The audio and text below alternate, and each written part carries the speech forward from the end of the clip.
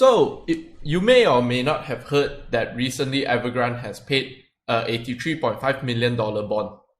So actually, previously I mentioned that Evergrande defaulted, and actually that was a mistake on my part. I actually misinterpreted the information in a previous video, so I'm here apologizing for it. But today we're going to look at a list of basically the property developers that have defaulted, right? So my stance on Evergrande is still that they will eventually default because their debt loads are too huge, in my opinion. But before we get into it, I just want to have a quick response to Tai Chi Keng's video here, right? So this guy, I watch him because he's a huge Alibaba bull. I'm also a huge Alibaba bull. So yeah, I watch him and I ask him the question. Maybe you cannot see it, or maybe it's like because I don't know how to remove this bar, so I'm a very low tech person. So my question was, hey Chi Keng, absolutely splendid video as always. I posted a video about how the real estate collapse will cause a slowdown in China a week or two before the GDP report. If you see this comment, I'm very curious to what your thoughts are. The video, the title of the video is China about to head into its first recession in 30 years? Do let me know if I'm going crazy or if I'm just seeing signs and connecting dots that mainstream media has not caught up on. So basically, his response to that is basically there's no problem, and the Chinese government, since they engineered this crisis, they will be able to get out of it. And in this video, I want to really go through why that is not the case, why you cannot just do all this easy monetary policy and hope it fixes your problem. You can do it for a short term, but as we can see, China has actually done this since 2008 because they wanted to continue growing. So yeah, first thing in the video is we can skip the disclaimer for today. So I want to go through the list of Chinese developers that have defaulted, right? So basically, we can start off with Fantasia Holdings. This one I have covered, so I'm not really going to talk about. They failed to pay a $206 million bond in October 4th. Yeah, and the scary part about this is because they have reassured investors basically 2 weeks before they defaulted that they have no liquidity issues, everything is fine, trust us. And basically that's what I understand why they do it, because that's what all developers will have to do, right? If not, your credit lines just dry up, and basically it's a self-inflicted wound, right? But if you front and say, oh, we're fine, and then more people borrow you money and you can continue developing and you can continue selling, basically you won't even run into that problem.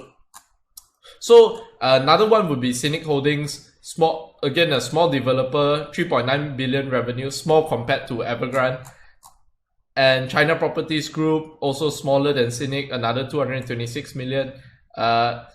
So I do want to say that this part actually intrigued me very much. New properties start to tumble 20%. New properties start to tumble 20% year on year in the fourth quarter, bringing downward pressure on the economy. And I think that's very important, right? Because this is the part I'm emphasizing on. I'm saying that new development will stop because they have excess supply, and also because there's not enough demand. And yeah, because of all the excess, if you know demand and supply dynamics, basically the prices will have to come down or the demand will have to increase. So Modern Land earlier asked to delay a payment for $250 million bond in January. So yeah, take measures to avoid any potential payment default. So yeah, that one is just a delay, I guess. And this one, pressure on Xinyuan led it to swap 208 million of dollar bonds with debt that matures in 2 years' time. So another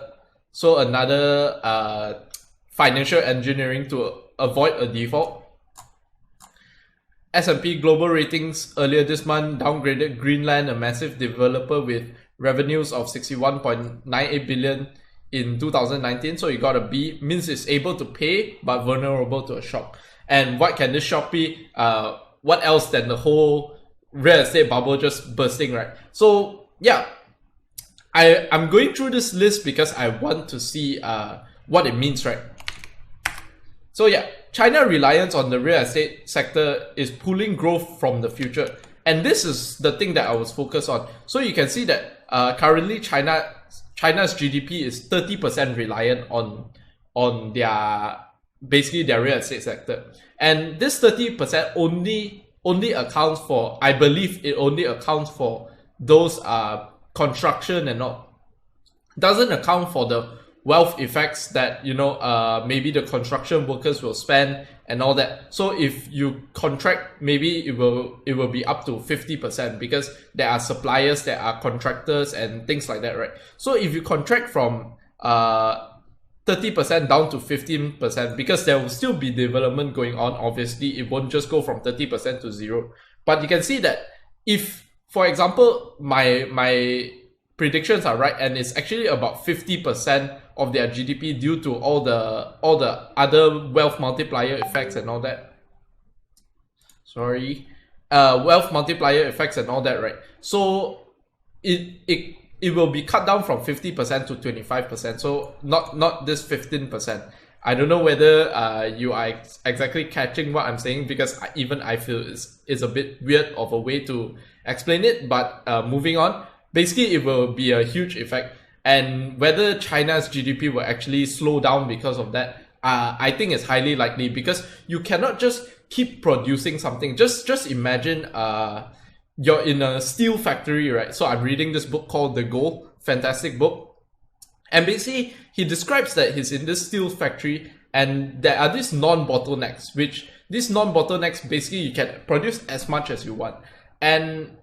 And these China developers are basically these non-bottlenecks, right? You can produce as much as you want, but the bottlenecks are probably the demand from people, right? Because you can't just keep building real estate and just leave it empty, nobody lives in it, and everyone just speculate on the price. So up to a certain extent, you can do it in the short term. And when we're talking macroeconomics, I think the short term is like 5 to 10 years. So it's quite long as well. But in the grand scheme of things, you can't just keep doing that for 50 years, right? If not, every economy will just import all the cement on the planet and just keep building properties and have ghost cities everywhere. And oh, it looks good on paper, my GDP is fantastic, right?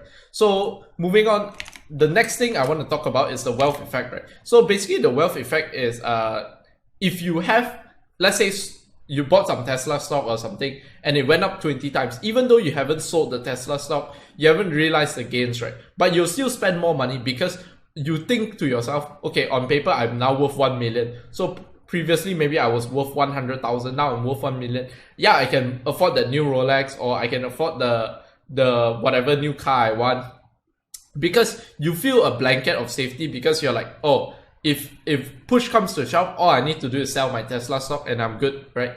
So yeah, how does this wealth effect translate to all these big tech companies like Baidu, Tencent, ByteDance, Xiaomi, Huawei, Alibaba, still numerous others like JD.com and all that, and Pinduoduo. So it will definitely affect them, because if the consumer feels like they have less money to spend because the wealth effect is getting to them, right? So on paper you're worth 1 million, now on paper you're worth 500,000, obviously you will spend less because you feel like, oh my god, my net worth just decreased.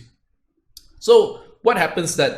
I think what happens then is that they will buy less from Tencent, they will buy less from all these big tech companies, Alibaba, and if you think like Baidu won't be affected, for example, because it's a search browser, everyone still has to use search. Yes, but the demand for ads will lower, right? Because nobody has money to spend. So if you want to churn up demand, like it's fishing in a pond where there's no fish, basically.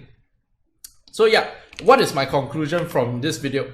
Okay, I already went through this. So what's my conclusion? China's current real estate woes are more of a systemic problem. As you can see, it's just not one company that is running into all these issues. It's actually the whole pack of wolves, right, for them, basically, because they all have been encouraged to take on this kind of behavior, take on heavy leverage, build, because in the past it has rewarded them heavily, because in the past, let's say you have 1 billion of China population, everyone needs a house, right? So in the past, obviously this kind of strategy worked out, but moving faster and faster, the demand couldn't keep up.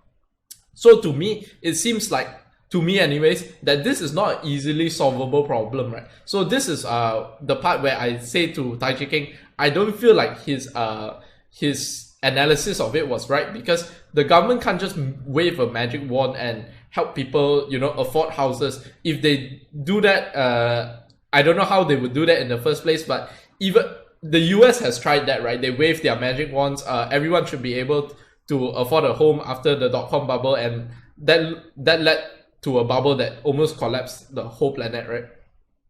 So this is not an easily solvable problem, and this will have broader implications. So wealth effects and all that. And yeah, so this is about all I wanted to share today, right? So if you did enjoy the video, help me smash up the thumbs up button, hit the subscribe button, and hit the bell button, and comment below, right? Do you think I'm right? Do you think I'm wrong? I guess we won't know until maybe 2-3 years from now, or maybe even 5-10 years from now, right? So with that being said, hope you have a fantastic day ahead, and peace out.